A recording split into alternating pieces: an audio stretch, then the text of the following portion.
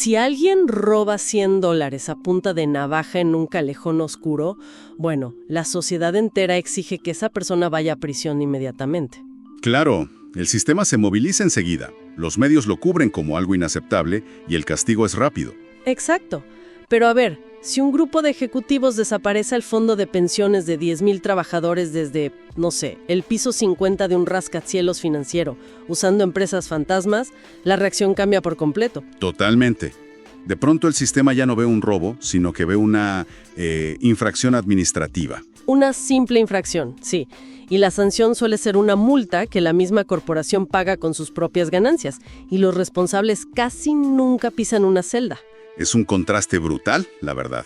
Y creo que revela una fractura gigantesca en cómo concebimos el peligro. O sea, estamos programados para reaccionar ante la violencia física y la pobreza, pero hacemos la vista gorda ante el daño colosal que se hace con un maletín y un bolígrafo. Y esa es, precisamente, nuestra misión en este análisis a fondo. Estoy de acuerdo, es fundamental entender esto. Vamos a explorar la revolución absoluta que supuso el concepto de delito de cuello blanco para la criminología.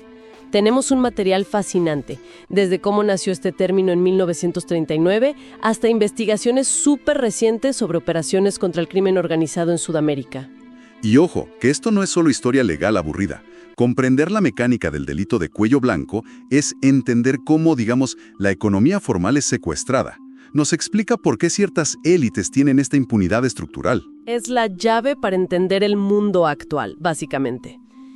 Pero para dimensionar el terremoto intelectual que fue este concepto, tenemos que viajar en el tiempo.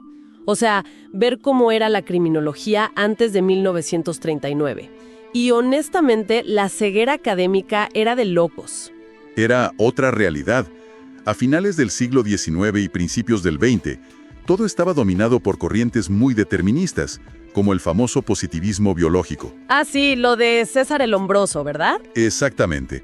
Lombroso y sus seguidores creían, pero firmemente, que la criminalidad era innata, o sea que los delincuentes eran casi como una subespecie humana. Espera, ¿creían que nacía siendo criminal y ya? Así es. Y pensaban que podías identificarlos por estigmas físicos, que si la asimetría del rostro, la forma de la mandíbula o el tamaño de las orejas. Decían que el crimen era un defecto de fábrica. Es que hoy nos parece ridículo, casi charlatanería. Totalmente. Y luego eso evolucionó hacia el positivismo psicológico, que dejó de medir cráneos, pero mantuvo ese sesgo patológico. Decían que el crimen venía de deficiencias mentales o psicopatías. Ya, pero al final la conclusión era la misma, ¿no? Que el delito era un síntoma de enfermedad o de inferioridad. Exacto. Y como solo estudiaban a la gente que ya estaba en la cárcel, que obviamente eran personas de bajos recursos, pues terminaron asociando la pobreza con una predisposición natural al crimen.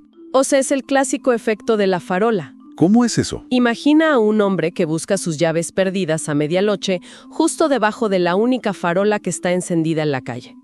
Y no las busca ahí porque se le cayeron ahí, sino porque es el único lugar donde hay luz. Ah, claro, es una analogía perfecta. Absolutamente nadie estaba apuntando la luz hacia los clubes de campo o los bancos. Y quien finalmente movió ese reflector gigante fue Edwin Sutherland, un sociólogo estadounidense, en diciembre de 1939. Justo un mes después de que Al Capone saliera de prisión, ¿no? El momento es increíble. El momento es súper simbólico. Sutherland se para frente a la Sociedad Sociológica Estadounidense y acuña el término delito de cuello blanco. Lo definió como un delito cometido por una persona de, cito, respetabilidad y alto estatus social en el curso de su ocupación. Y con esa simple frase, destrozó décadas de trabajo de sus colegas. Es que les dijo en la cara, a ver, si los grandes empresarios cometen fraudes y manipulan el mercado todo el tiempo, ¿cómo explican eso con sus teorías biológicas? Exacto. No puedes decir que un banquero estafó a 10,000 personas porque tiene un cromosoma defectuoso o un trauma de la infancia. Claro, la lógica es irrefutable. Demostró que las corporaciones violaban la ley sistemáticamente. El crimen no era solo de los pobres, era una herramienta de los ricos para acumular más poder. Y obligó a toda la academia a buscar las causas del crimen en otro lado. Ya no en patologías, sino en las estructuras sociales y organizativas. Y eso nos lleva a una encrucijada psicológica fascinante. Porque si descartamos la pobreza y la enfermedad mental, ¿por qué alguien que ya es millonario, que ya tiene poder, arriesga todo para cometer un fraude? Sutherland propuso algo llamado la teoría de la asociación diferencial, que suena compleja, pero la premisa es brillante. El crimen se aprende. O sea, no se inventa, sino que te lo enseñan. Exacto. Se aprende en los consejos de administración, en bufetes de abogados súper exclusivos. Mediante la comunicación absorbes códigos donde la ilegalidad simplemente se normaliza. Es como una socialización del mal. Pero a ver, un momento. Si un consejo directivo funciona como una pandilla callejera enseñando a robar, hay una disonancia cognitiva tremenda. Nadie llega a su casa a abrazar a sus hijos pensando que es un villano corporativo, ¿verdad? Para nada. Y ahí es donde entran los sociólogos Sykes y Matza. Años después, con sus técnicas de neutralización, estudiaron cómo esta gente justifica sus actos para no sentirse criminales. Ah, me encanta esto. Es como una gimnasia moral. Exactamente. Crean un escudo moral. Por ejemplo, la negación de la responsabilidad. Dicen, bueno, fue presión del mercado. Si no lo hacía yo, lo hacía la competencia. Claro, se ven a sí mismos como hojas arrastradas por el viento, no como actores libres. Tal cual. Y la combinan con la negación del daño. Como no le están quitando la billetera a alguien en la calle, sino alterando números en un Excel, dicen, bueno, nadie salió lastimado físicamente. Es que la distancia mitiga la culpa por completo. Es 1000 veces más fácil presionar un botón que arruina miles de cuentas que golpear a alguien. Y también hay otra técnica, ¿no? Esta idea de que son como una especie de Robin Hood corporativo. Sí, esa es la de apelar a lealtades superiores. Es fuertísima en el mundo corporativo. Saben que cruzaron la línea legal, pero dicen, lo hice por el bien de la empresa, para salvar los empleos de mis empleados. ¡Wow! Se envuelven en una bandera de falsa virtud mientras cometen un fraude millonario. Es increíble. Pero bueno, si volvemos a la ley, entiendo que la definición de Sutherland causó una guerra civil entre los abogados de la época. Un verdadero dolor de cabeza, porque Sutherland ató el delito al estatus social de la persona. Y definir un delito en un código penal, basándote en si alguien va a un club de campo elegante o no, es jurídicamente inviable. Claro. Y ahí aparece Paul Tappan, ¿verdad? Sí, Tappan fue el gran crítico. Él representaba la ortodoxia legal. Decía, a ver, no puedes llamar criminal a un empresario solo por sociología.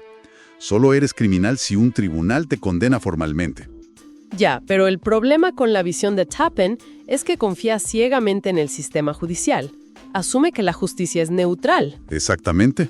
Y sabemos que el sistema está diseñado para que los crímenes corporativos se arreglen en privado, con acuerdos confidenciales, sin llegar a tribunales penales. Sutherland le respondió exactamente eso. Dijo que los ricos influyen en las leyes para que sus delitos sean tratados como faltas civiles, no penales. Es que es tener el juego comprado desde antes de empezar. Y luego, en los años 70, el debate se volvió todavía más confuso, ¿no? Con la escuela de Yale. Sí, Stanton Wheeler y su equipo empezaron a investigar fraudes, evasiones y metieron en la misma bolsa a gente de clase media. Y muchos dijeron, esperen, esto diluye la idea de Sutherland. El punto era atacar a la élite, no al empleado de ventanilla que roba $1000. Y ahí es donde entra Herbert Edelhertz en 1970, que propone algo que cambia las reglas del juego. Edelhertz dice, olvidémonos del estatus social del autor.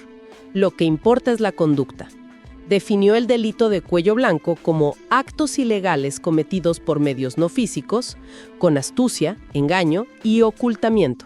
O sea, le quitó el enfoque a quién eres y lo puso en qué haces y cómo lo haces. Exacto. Democratizó el concepto, por así decirlo. Pero también generó un dilema analítico tremendo. A ver, aterricemos esto con el caso de la auditora internacional KPMG, que se menciona en los documentos. A finales de los 90, KPMG armó estructuras complejísimas en paraísos fiscales para que sus clientes millonarios evadieran miles de millones en impuestos. Un esquema masivo y súper sofisticado. Pero lo interesante es cómo lo vendían. No solo lo hacían los socios principales, usaban operadores telefónicos, gente de telemarketing con sueldos normales para llamar y vender estos refugios fiscales ilegales usando guiones. Y aquí es donde las teorías chocan de frente. Si usamos la definición estricta de Sutherland, Solo los socios principales y los clientes millonarios son delincuentes de cuello blanco, porque tienen el estatus social.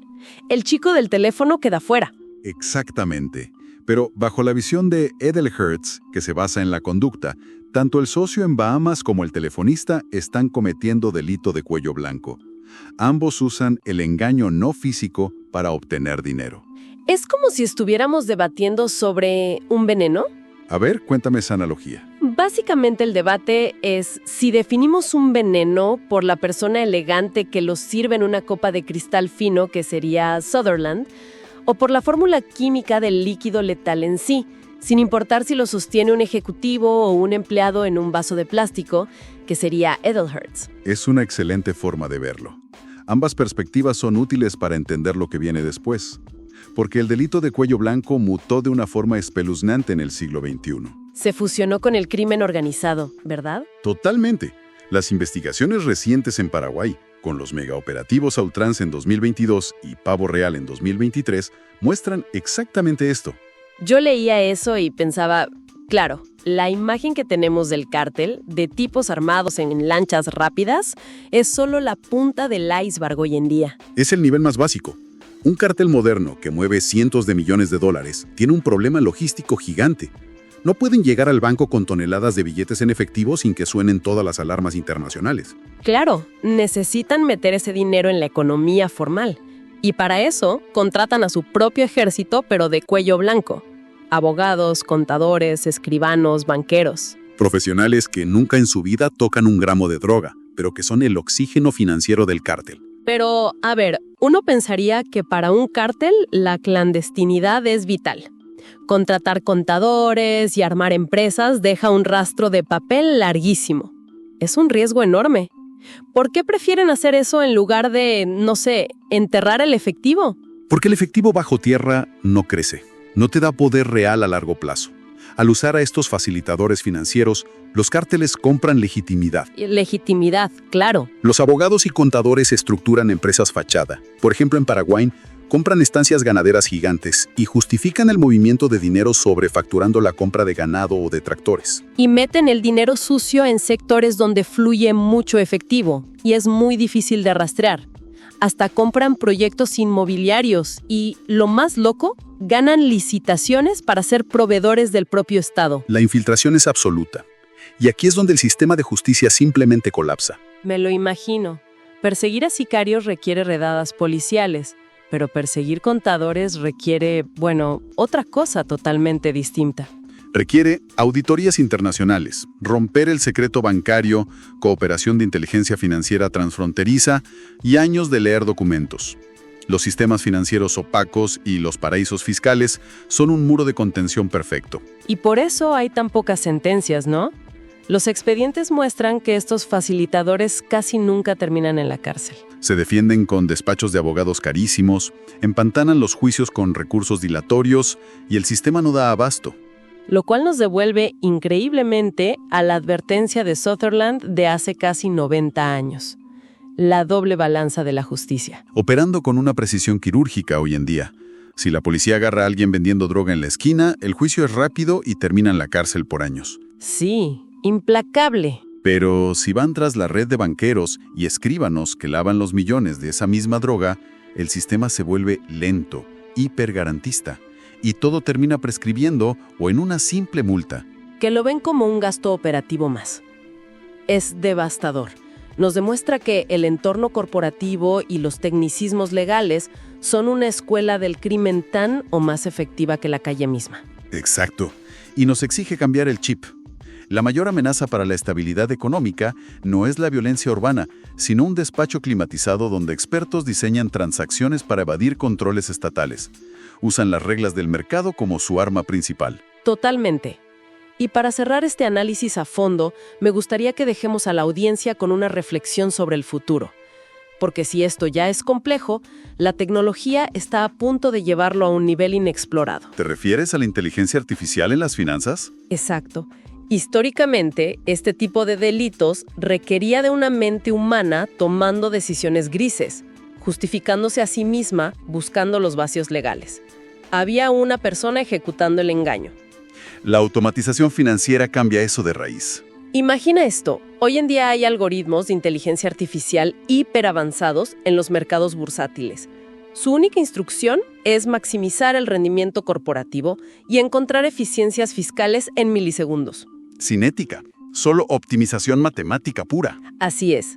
Entonces, ¿qué va a pasar el día de mañana cuando estas redes neuronales, que son cajas negras que ni sus creadores entienden del todo, empiecen a identificar vacíos legales y ejecuten una evasión fiscal masiva o un fraude financiero de forma totalmente autónoma?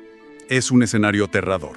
Si la máquina coma Kenzeyito de cuello blanco a escala global, simplemente cumpliendo su directiva de hacer ganar dinero a la empresa, pero sin ninguna intervención humana directa en el acto ilícito, ¿quién es el delincuente? ¿Quién lleva puesto realmente el cuello blanco en ese escenario? Es una excelente pregunta para dejar sobre la mesa. Sin duda. Y con eso nos despedimos por hoy en esta inmersión profunda. ¡Hasta la próxima!